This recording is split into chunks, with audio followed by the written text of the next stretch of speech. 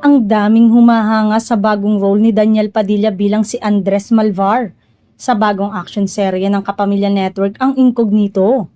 Komento ng mga netizen, ang angas umano ng dating ni DJ sa bago niyang proyekto, kumpara sa kasama niyang lead actor na sina Richard Gutierrez. Mas astig daw ang dating. Marami ang kinilig dahil pinakita ng mga karakter ni na Kyla at DJ. Lutang na lutang araw ang chemistry ng dalawa. Kahit ilang segundo lang ang samahan at titigan ng dalawa. Marami rin ang nagsasabing bagay sina Daniel at Kayla Estrada sa nasabing action serye. May chemistry umano ang dalawa. May mga gumawa na nga na mga fans ng Kainiel team sa mga social media account at patuloy na dumadami.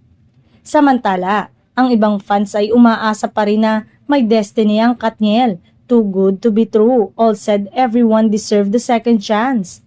Mapapanood na rin si Maris Racal sa Incognito sa Netflix ngayong weekend. Marami nga ang abangar sa karakter niya na si Gabriel Rivera sa nasabing hit Kapamilya action serye dahil mula nga nang umere ito ay ngayon pa lang nga lang lalabas ang karakter ng aktres.